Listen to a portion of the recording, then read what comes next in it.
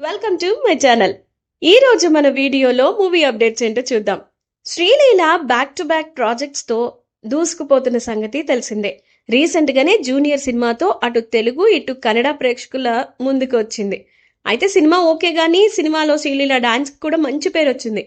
ఇక ఈ ఏడాదిలో వచ్చిన నితిన్ రాబిన్ హుడ్ సినిమా కొంచెం డల్ చేసిన, ఇక రాబోతున్న మాస్ జాతర హిందీ ప్రాజెక్ట్ ఆషికీ 3 పైనే ఆశలు పెట్టుకుంది.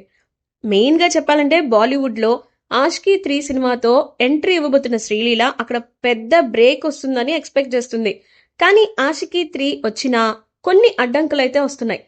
చాలా కష్టాల్లో ఉన్న ఆషికీ 3 సినిమా అసలు ఇప్పుడట్లో రిలీజ్ అవుతుందా అనే డౌట్స్ కూడా వస్తున్నాయి. టైటిల్ నుంచి కథ వరకు ఇలా చాలా ఎక్స్పెక్టేషన్స్తో పాటు చాలా ప్రాబ్లమాటిక్గా కూడా ఉంది.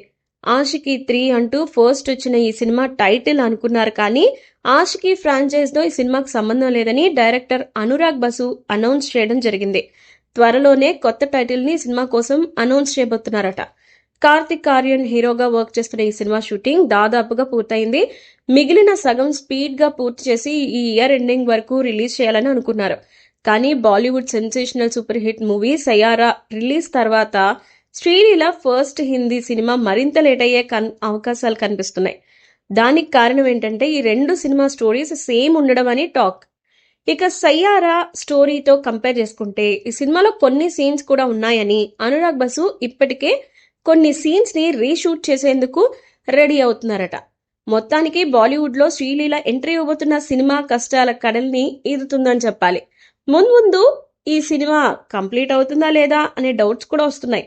సయ్యారా సినిమాతో కంపేర్ చేసుకుంటే మాత్రం కథని పూర్తిగా మార్చాలి.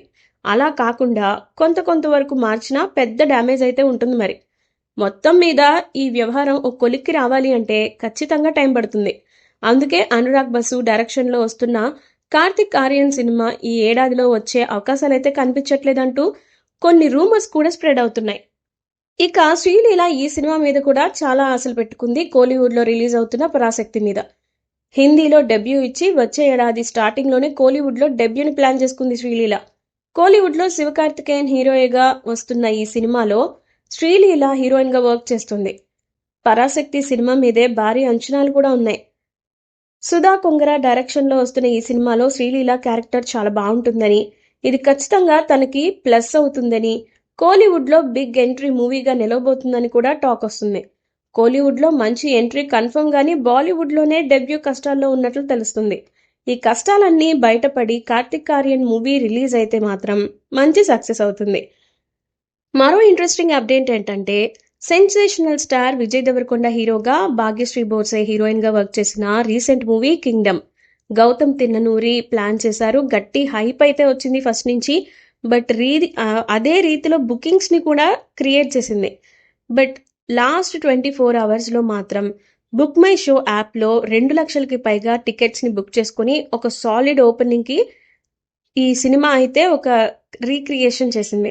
ఫస్ట్ నుంచి మంచి హైప్లో ఉన్న కింగ్డమ్ బుకింగ్ స్టార్ట్ అవడంతోనే ప్రతి గంటకి సాలిడ్ బుకింగ్స్తో ట్రెండ్ అయింది కూడా. బట్ లాస్ట్ 24 అవర్స్లో మొత్తం 2,21,000 పైగా టికెట్స్తో సెన్సేషన్ రికార్డ్ చేసింది. ఈ సినిమాలో సత్యదేవ్ లాంటి వాళ్ళు కీలక పాత్రలు పోషించగా అనిరుద్ధ్ రవిచందర్ మ్యూజిక్ అందించారు. So Sithara entertainments and fortune 4 మురళీస్ సినిమాస్ బ్యానర్ వాళ్ళు సినిమాని ప్రొడ్యూస్ చేశారు. ఇలాంటి మరెన్నో ఇంట్రెస్టింగ్ అప్డేట్స్ కోసం సబ్స్క్రైబ్ టు అవర్ ఛానల్.